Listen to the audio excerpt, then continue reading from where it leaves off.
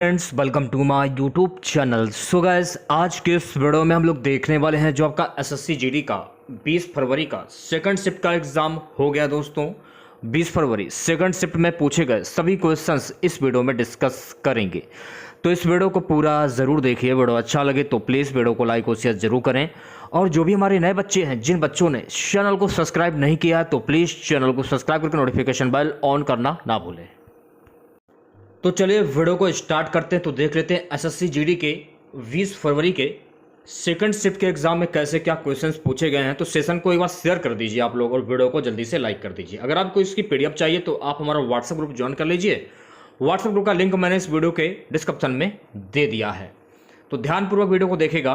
पहला क्वेश्चन देखिए, पूछा गया था कि पन्नालाल घोष का संबंध किस वाद्य यंत्र से है।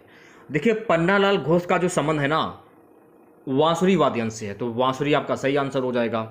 बात करें पन्नालाल घोष की, तो पन्नालाल घोष एक लोकप्रिय बांसुरी वादक और संगीतकार थे। देखिए, ये बांसुरी वादक के साथ में ये संगीतकार भी थे पन्नालाल घोष।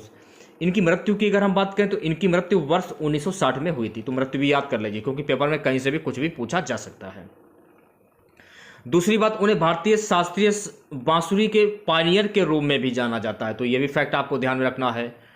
पन्नालाल घोष का मूल नाम क्या था, यह भी पेपर में पूछा जा सकता है। तो पन्नालाल घोष का मूल नाम था अमल ज्योति घोष। तो ये सारे फैक्ट आपको ध्यान में रखने हैं, ठीक है। नेक्स्ट क्वेश्चन देखिएगा सभी बच्चे। देखिए, अगला क्वेश्चन पूछा गया था 2011 की जनगणना के अनुसार सर्वाधिक महिला साक्षरता किस राज्य की है। तो 2011 की जनगणना के अनुसार सर्वाधिक महिला साक्षरता जो है ना, केरल राज्य की है। तो केरल आपका सही आंसर हो जाएगा। 2011 की जनगणना के अनुसार भारत की महिला साक्षरता दर की अगर हम बात करें तो 2011 की जनगणना के अनुसार भारत की महिला साक्षरता दर 64.63% थी। तो यह भी फैक्ट आपको ध्यान में रखना है। सभी भारतीय स्तरों पर साक्षरता दर 72.98% और पुरुष साक्षरता दर 80.9% है। 2011 की अगर हम बात करें तो 2011 में राज्य केंद्र शासित प्रदेशों में पुरुष और महिला साक्षरता दर केरल में सबसे अधिक थी। तो यह आपको ध्यान रखना है, जिसमें पुरुष 96.1%, महिला 92.1% और बिहार में सबसे कम पुरुष 71.2% और महिला 51.5% है। अक्सर एक क्वेश्चन पेपर में पूछ लिया जाता है कि जनगणना 2011 के अनुसार भारत में महिला साक्षरता में सर्वाधिक पिछड़ा राज्य कौन सा है। सर्वाधिक पिछड़ा राज्य की बात हो रही है 2011 के अनुसार, जनगणना के अनुसार, तो इसमें बिहार जो है आपका बिल्कुल सही आंसर हो जाएगा। तो इस क्वेश्चन से आप लोगों को इतनी जानकारी प्राप्त हो जाती है, क्योंकि पेपर में कहीं से भी कुछ भी पूछा जा सकता है। देखिए, नेक्स्ट क्वेश्चन पूछा गया था संविधान का गठन कब हुआ था। तो देखिए, संविधान का जो गठन है ना, 6 दिसंबर 1946 को हुआ था। ये तो आपको पता चल गया। और 1946 की कैबिनेट मिशन योजना ने पहली बार संविधान सभा का प्रस्ताव रखा था। 1946 की कैबिनेट मिशन योजना ने पहली बार संविधान सभा का प्रस्ताव रखा था। तो यह भी फैक्ट आपको ध्यान में रखना है। दूसरी बात, इसमें 299 सदस्य शामिल थे, जिन्होंने 26 नवंबर 1947 को संविधान को अपनाया, जो 26 जनवरी 1950 को लागू हुआ। तो यह भी फैक्ट आपको ध्यान में रखना है। और देखिए, मैं आपको बता देना चाहता हूं, डॉक्टर सच्चिदानंद सिन्हा जो है ना, ये संविधान सभा के पहले अध्यक्ष थे। और डॉक्टर राजेंद्र प्रसाद को विधानसभा का अध्यक्ष चुना गया था इसी समय। और VN राव को विधानसभा का संवैधानिक सलाहकार नियुक्त किया गया था। तो ये सारे फैक्ट आपको ध्यान में रखना है, ठीक है। नेक्स्ट क्वेश्चन देखिएगा सभी बच्चे। देखिए, नेक्स्ट क्वेश्चन पूछा गया था कि बोनालू उत्सव ये कहां मनाया जाता है। देखिए, बोनालू उत्सव जो है ना, ये तेलंगाना में मनाया जाता है। कहां मनाया जाता है? तेलंगाना में। अगर बोनालू उत्सव की अगर हम बात करें तो बोनालू जो उत्सव है ना, ये 2 शहरों हैदराबाद और सिकंदराबाद तथा तेलंगाना के अन्य हिस्सों में मनाया जाने वाला तेलंगाना का एक वार्षिक त्योहार है। और ये कब मनाया जाता है, ये भी आपको ध्यान में रखना है। तो ये जुलाई अगस्त में आषाढ़ मास के महीने में मनाया जाता है। तो ये भी फैक्ट आपको ध्यान रखना है। अभी हाल ही में तेलंगाना में जो चुनाव हुए हैं उसमें कांग्रेस जीती है। और तेलंगाना के मुख्यमंत्री कौन है, ये भी पेपर में पूछा जा सकता है आगे आने वाली शिफ्टों में। तो तेलंगाना के वर्तमान मुख्यमंत्री कौन है? रेवंत रेड्डी। और तेलंगाना के राज्यपाल कौन है, यह भी क्वेश्चन पेपर में पूछा जा सकता है। तो तेलंगाना के राज्यपाल हैं तिमिल साई सुंदर राजन। तेलंगाना की राजधानी क्या है? हैदराबाद। तो ये सारे फैक्ट आपको ध्यान में रखना है, ठीक है। नेक्स्ट क्वेश्चन देखिएगा सभी बच्चे। सेशन को शेयर कर दीजिए एक बार आप लोग, वीडियो को जल्दी से लाइक कर दीजिए सभी बच्चे, ज्यादा से ज्यादा। अगला क्वेश्चन देखिए पूछा गया था, आंध्र प्रदेश के वर्तमान राज्यपाल कौन है भैया मेरे? तो आंध्र प्रदेश के वर्तमान राज्यपाल हैं अब्दुल नजीर। आंध्र प्रदेश के मुख्यमंत्री की अगर हम बात करें तो आंध्र प्रदेश के वर्तमान मुख्यमंत्री हैं YS जगन मोहन रेड्डी। कौन है? YS जगन मोहन रेड्डी। आंध्र प्रदेश की राजधानी क्या है? आंध्र प्रदेश की राजधानी है अमरावती। आंध्र प्रदेश का एक प्रमुख नृत्य है कुचिपुड़ी। अक्सर पेपर में पूछ लिया जाता है कि कुचिपुड़ी कहां का लोक नृत्य है? तो कुचिपुड़ी आंध्र प्रदेश का लोक नृत्य है। तो ये सारे फैक्ट आपको ध्यान में रखना है, ठीक है, क्योंकि पेपर में कहीं से भी कुछ भी पूछा जा सकता है। देखिए एक क्वेश्चन बैडमिंटन से संबंधित एक शब्दावली से क्वेश्चन पूछा गया था। क्वेश्चन क्या पूछा गया? ये तो खैर हमको नहीं मिल पाया है। एक क्वेश्चन पूछा गया था RBI के उद्देश्य क्या है, इससे रिलेटेड एक क्वेश्चन पूछा गया था। प्रणाली में लोगों का विश्वास बनाए रखना, जमाकर्ताओं के हितों की रक्षा करना और आम जनता को किफायती बैंकिंग सेवाएं उपलब्ध कराना, ये RBI के जो उद्देश्य हैं ये आपको ध्यान में रखना है, ठीक है। नेक्स्ट क्वेश्चन देखिएगा सभी बच्चे। जनगणना का विषय क्या था? अब 2011 का विषय पूछा गया था या 2021 का विषय पूछा गया था, ये तो खैर हमको नहीं मिल पाया है। अगर 2011 की जनगणना का विषय अगर पूछा जाए यानी इसका आदर्श वाक्य पूछा जाए तो 2011 की जनगणना का आदर्श वाक्य क्या था? हमारी जनगणना हमारा भविष्य। 2021 की अगर हम बात करें तो जनगणना 2021 का विषय क्या था? जन भागीदारी से जन कल्याण। तो ये दोनों आपको ध्यान में रखने हैं, ठीक है। नेक्स्ट क्वेश्चन देखिएगा सभी बच्चे। ध्वनि का मात्रक क्या होता है भैया मेरे? तो ध्वनि का मात्रक होता है डेसिबल। ये आपको ध्यान में रखना है, बहुत ही सिंपल सा क्वेश्चन पूछा गया था।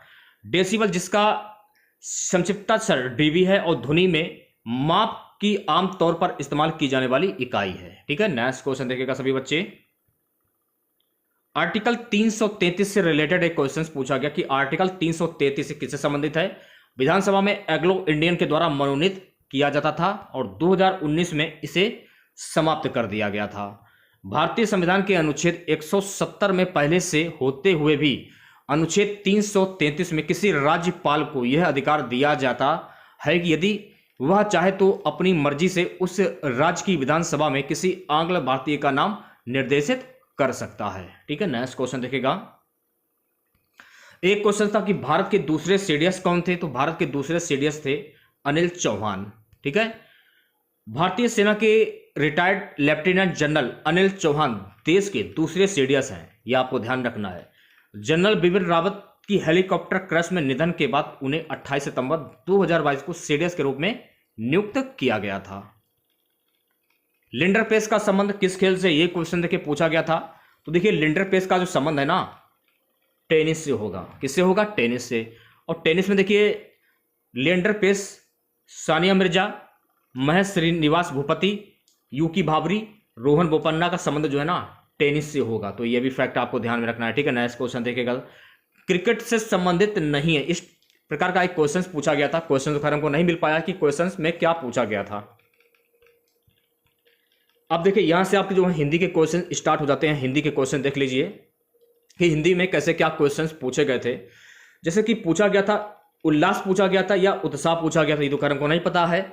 अगर पूछा जाए कि उल्लास या उत्साह का विलोम शब्द क्या होगा, पेपर में क्या पूछा गया ये तो खैर हमको नहीं मालूम है। अगर उल्लास का विलोम शब्द पूछा गया होगा तो उल्लास का विलोम शब्द उदासी होता है।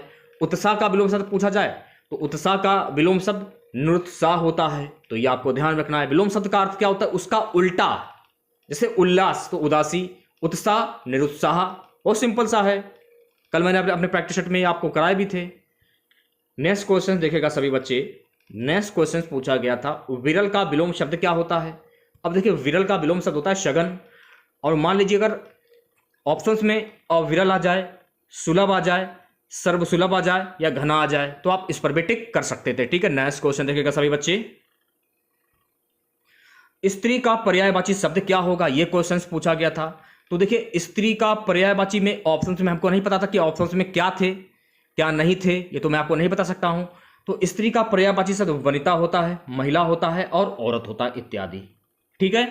ये आपके स्त्री के पर्यायवाची शब्द हो गए। नेक्स्ट क्वेश्चन देखिएगा सभी बच्चे। अब देखिए अगला क्वेश्चन था कि अपना उल्लू सीधा करना।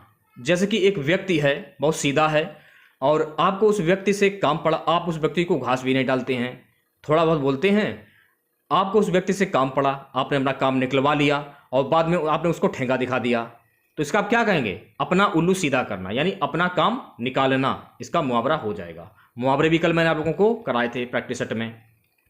देखिए, महात्मा गांधी के ऊपर गद्यांश पूछे गए थे, गद्यांश पूछा गया था, जिसमें लगभग 5 क्वेश्चंस पूछे गए थे। ये 5 जो क्वेश्चंस पूछे गए हैं, बिल्कुल सिंपल से क्वेश्चंस पूछे गए थे महात्मा गांधी के ऊपर।